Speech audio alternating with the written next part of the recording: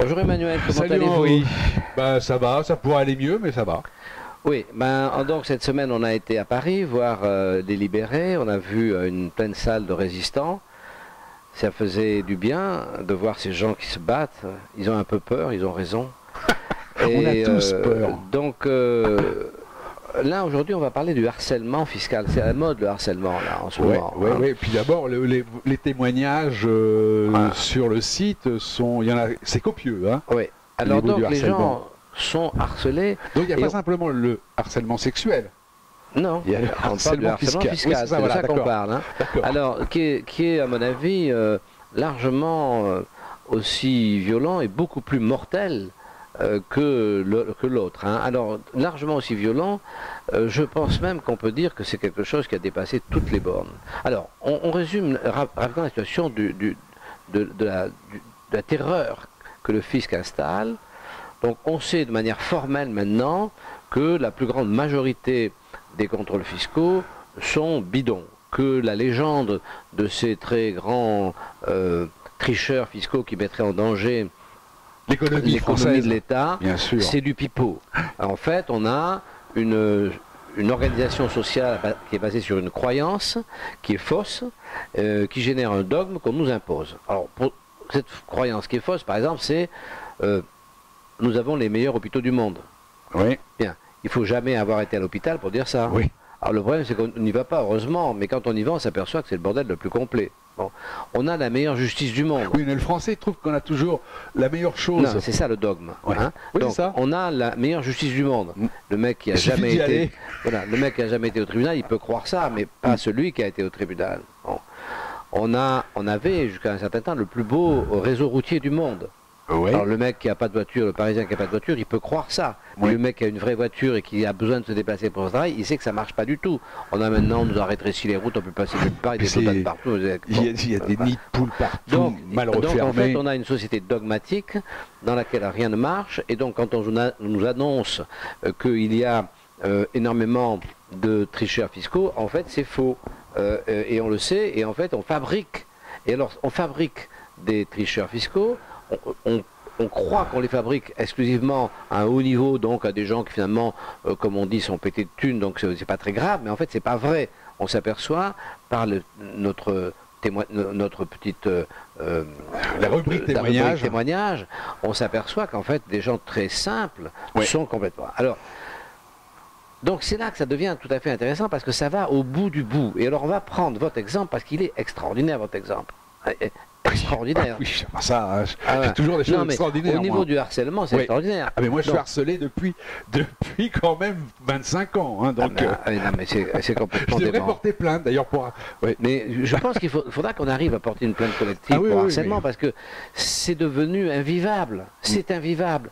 Alors, on va repartir de votre exemple. Alors, donc, Donc moi j'ai un redressement personnel. on vous a tout pris. Voilà, j'ai tout pris. Bon. Un sur la locomotive et un personnel. Bon, donc celui de la locomotive qui me donne droit à 1,1 million de redressement personnel. Hein. Bon, celui-là, n'en parlons pas. Il y a des comment dirais-je, des procédures qui sont en cours contre lui. Bon, maintenant, je dois effectivement, pour différentes raisons, j'ai laissé faire, environ 400 000 euros, ce qui est une somme importante, mais à l'époque, bon, 400 000 euros de redressement personnel. Et ça, j'ai eu un contrôle fiscal de Paris 18e, et c'est la somme. Bon, donc, comme je n'ai pas d'argent, on est bien d'accord, je n'ai pas d'argent, qu'est-ce qu'ils ont fait? Eh ben, le plus simple, c'est qu'ils ont fait un arrêt sur ma retraite, c'est-à-dire qu'ils saisissent depuis 2014 la partie saisissable de ma retraite. Donc, ça ampute ma retraite, qui est déjà pas extrêmement grosse, ça l'ampute d'environ 40%. D'accord. Bon. Donc, tous les mois, je reçois... Alors, ce qu'il faut savoir, c'est que ces 40% de retraite, donc qui vous mettent dans une situation de relative indigence. difficile, ouais, Ces difficile. 40% de retraite seraient censés couvrir la dette au bout de combien de temps? Environ 300 ans. 300 ans. Bon, j'espère que vous voyez le décalage et l'absurdité. Poursuivre quelqu'un pendant 300 ans, un être humain pendant 300 ans. Donc ces 300 ans, en fait, ils sont assez concrets parce que ça concerne vous, Et ça concerne mes vos descendants, héritiers. bien sûr. Bien Voilà. sûr, ils auront la dette. Donc effectivement, c'est 300 ans. On sait que c'est à vie, hein, que Voilà. c'est pas comme un braquage. Voilà. Hein. Donc vous pouvez plus avoir d'épouse, sinon il faudra qu'elle paye. Vous pouvez, bon, les enfants, vous en avez, il faudra qu'ils payent. Et donc ils partent avec une dette, en plus de la dette globale que l'État leur a foutue sur le paletot. Là, ils partent avec une dette. Alors on peut quand même prendre conscience que on sait, vous avez écrit un livre qui va sortir, on sait que toute le redressement fiscal de votre entreprise est entièrement falsifié. Ça a généré la mort de cette entreprise. 50 salariés à la porte, très bien, tout ça, peut-être pas très important, mais une fois que le fisc a détruit l'entreprise, oui, mais les preuves, vous savez très bien, ça a été pareil pour vous, les preuves réelles qu'on produit en justice, surtout tribunal administratif, ils s'en foutent. Oui, non, mais ça, on a déjà parlé de ça. Hein. Non, mais ce que je veux dire, c'est qu'on est en train de parler de harcèlement. C'est-à-dire qu'on est en train de parler de une fois que le fisc est venu chez vous et vous a dévasté. Bon, il vous a dévasté, c'est comme ça. 9 fois sur 10, c'est injuste, mais il vous a dévasté. Mais c'est qu'après, le problème, il vous tue à petit feu. C'est-à-dire qu'après, vous n'avez aucune chance de réhabilitation. Vous ne pouvez pas vous réinstaller, vous ne pouvez pas retravailler, vous ne pouvez pas gagner 3 francs 6 sous, même pas votre retraite. C'est-à-dire que vous avez cotisé pendant 42 ans une retraite, et cette retraite, le fisc vous la prend, alors qu'il vous reproche d'avoir eu une entreprise qui n'a pas marché. Mais par exemple, vous auriez fait un casse, un cambriolage, vous toucheriez quand même votre retraite, parce que ça ne viendrait pas. Il y a dans toutes les activités, quand la société vous fait un reproche, en règle générale, elle accepte que, une fois que la sanction est passée, vous puissiez revivre. Là, c'est pas le cas. Là, on passe pas alors, maintenant, racontez la suite qui est invraisemblable. Bon, la suite est simple, c'est-à-dire que je reçois j'ai 2 retraites, hein, une de la Caisse des cadres et une de la CNAB. C'est la retraite normale, à 2 dates différentes. Une partie le 1er et une partie le 10. Hein, c'est immuable depuis la fin des temps. Voilà. Depuis que je suis à la retraite. Enfin, depuis la fin des temps, depuis que je suis à la retraite. Depuis que je suis à la retraite. Mais je pense que c'est pareil pour tous les Français. Bien sûr. Donc, je suis en théorie relativement tranquille quand ma retraite arrive amputée, puisque je ne reçois que la partie insaisissable. Absolument. Nous sommes d'accord. Bon, donc, je dépense évidemment cet argent-là, mais j'ai rien à craindre en théorie. Eh bien, pas du tout. Donc, le 10 octobre, là, j'ai eu la surprise d'avoir un ATD à ma banque sur la partie insaisissable. Oui, c'est-à-dire on est bien d'accord sur le principe, c'est-à-dire le fisc a saisi la partie saisissable, oui, et quand la partie insaisissable arrive sur votre compte, il vient saisir le compte. Donc c'est complètement le jour même, de le gangster. 10, voilà, c'est une méthode de gangster. Ouais. Donc, alors, c'est effrayant, on voit bien que c'est effrayant. En théorie, il n'a pas le droit. Parlons de ces ATD, lorsque vous êtes comme vous l'êtes aujourd'hui, comme le sont une immense majorité de gens qui viennent vers nous, donc à terre, c'est-à-dire carrément, pour ainsi dire, presque SDF. Le fisc continue les ATD, même quand vous n'avez rien sur votre compte. Vous n'avez rien sur votre compte, vous avez quand même de temps en temps, tous les 4, 5 mois, 6 mois, un ATD.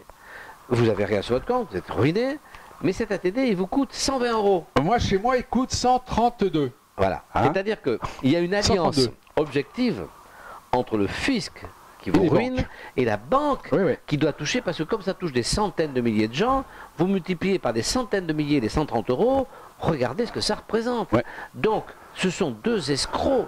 Évidemment, le banquier qui vous dénonce au fisc, à la récompense, le fisc de temps en temps fait des ATD qui n'aboutissent à rien, sauf à faire encaisser 130 € à la banque. 130 €. Enfin là, ils m'ont quand même piqué, en plus des 133,20 € que je paierais à la banque, ils m'ont quand même piqué 545 €.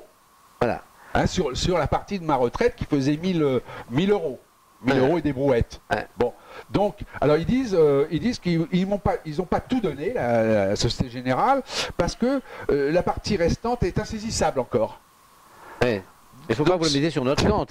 sur les 1000 € que j'ai reçus, qui sont en théorie insaisissables, et bien là, ils m'en saisissent une partie, mais pas tout. Parce qu'il y a encore une partie insaisissable de l'insaisissable. C'est assez Oui, mais ils rigolo. vous saisissent. Ils vous laissent 500 balles, Ouais. mais ils vous en enlèvent 130. Et oui, oui, Donc oui, en fait, oui. ils ne vous laissent pas 500 balles. Non, non, non, Ils vous il- laissent 500 balles moins 130. Il m'enlève quand même 545. Oui, ça c'est le fisc qui a pris. Oui, c'est ça. Mais dans ce qui vous reste, la banque, Oui. elle, va prendre. Alors dans Elle la va prendre partie 133. insaisissable, parce que Oui, il dans la reste plus partie, rien. hein. non mais attendez, dans la partie insaisissable que le fisc n'a pas pu saisir, Oui. le banquier, lui, il va Oui, saisir bien 130 sûr, balles. bien sûr. Parce que ces 130 balles, c'est pas un ATD, c'est une facture. Oui. Donc ça, il va le prendre. Bien sûr, il va le prendre puisqu'il est à la source. Et alors en plus, moi j'ai vu la responsable de ma banque, vous êtes vraiment un paria.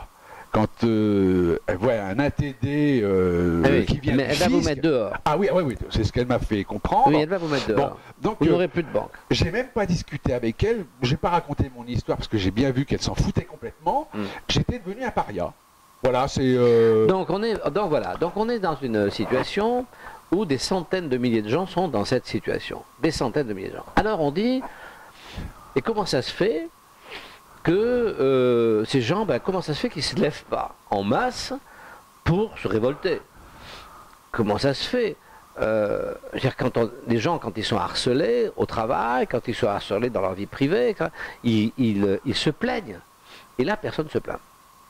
Personne ne se plaint. Et si quelqu'un se plaint, personne ne le suit. ne Ne suit vraiment, Voilà. non, non. Les journaux ne suivent pas ça. C'est-à-dire que les gens qui sont dans cette situation désespérante, désespérés, n'ont aucun appui à personne. Non. C'est effrayant.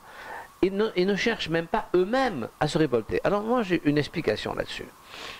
Je pense que quand les gens voient arriver le fisc, ils ont tellement peur qu'ils sont sidérés. Ils sont sidérés, ils sont paralysés.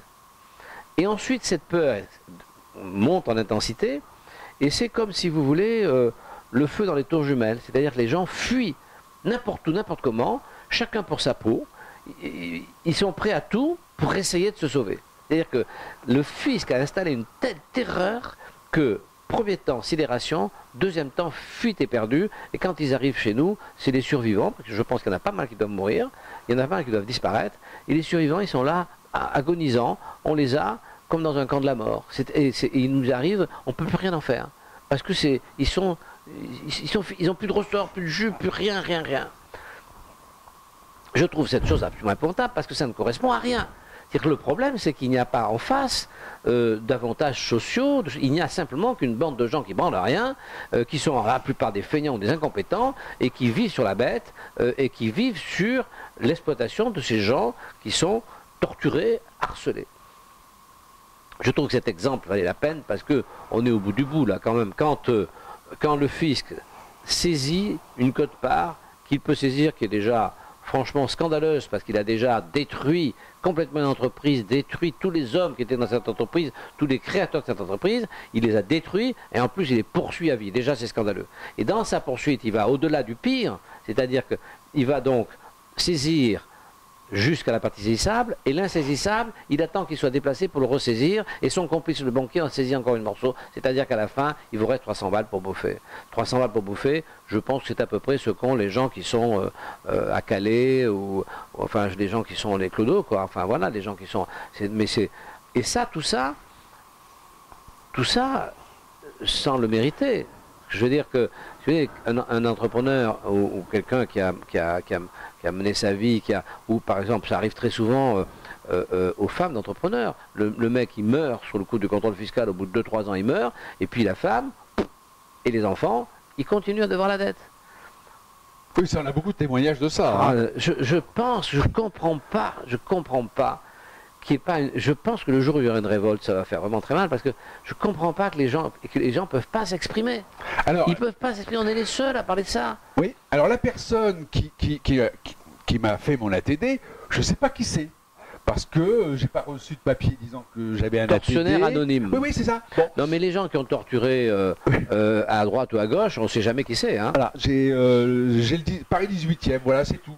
Alors, j'attends d'avoir quand même son nom à cette personne-là qui a signé l'ATD pour pouvoir, je vais la citer quand même à comparaître, parce que je trouve que c'est quand même illégal. On n'a pas le droit de saisir ce qui est insaisissable. Je pense que c'est largement pire que l'Inquisition. Parce que l'Inquisition avait pour inconvénient de tuer quelques personnes, mais simplement quelques-unes. Finalement, l'Inquisition, c'était quand même assez... la preuve, hein, les protestants ont réussi à passer à travers, etc. Donc, c'était pas un maillage. Tandis que là, l'ensemble de la population y croit. Ah bah là, c'est là, taillé, hein. ouais. Et l'ensemble des Français croient que c'est une cause juste, alors que c'est tout simplement de l'assassinat, quoi. C'est l'assassinat, c'est une espèce de racisme contre les gens qui travaillent. Franchement, ça dépasse toutes les bornes, c'est au-delà de tout, je sais pas comment... Je vois pas comment on va sortir de... Je pense pas qu'on va sortir de ça, parce que en plus, ces espèces de connards, excusez-moi du mot, ils vont faire faillite. Parce que non seulement ils pillent, non seulement ils tuent, mais en plus ils dépensent tellement de pognon bêtement, ils savent tellement pas en gagner, qu'en plus ils vont faire faillite. C'est-à-dire que nous, là, aujourd'hui, qui sommes au bout du bout, au fond du trou, on va avoir l'avalanche de l'ensemble du pays qui va tomber dans le trou. Ouais. Donc c'est ça qui va se passer. Hein. D'ailleurs, on fait en sorte d'écarter l'ouverture du trou. Vous avez vu quand même ce France Stratégie, c'est ça, qui a prévu quelque chose. Oui. Le loyer, c'est pas de loyer, c'est l'État devient propriétaire. Mais c'était dans les tuyaux, hein, depuis longtemps. L'État est propriétaire du sous-sol. Oui. C'est-à-dire que si vous avez en dessous de chez vous, vous trouvez quoi que ce soit, c'est pas à vous. Mais maintenant, si l'État devient propriétaire du sol, c'est d'une manière merveilleuse et démocratique, on est arrivé exactement à l'époque féodale. C'est-à-dire que si vous voulez, encore pire, parce qu'à l'époque féodale, il y avait des terrains aux seigneurs, mais il y avait des terrains communs. Alors là, il n'y a même pas de terrain commun.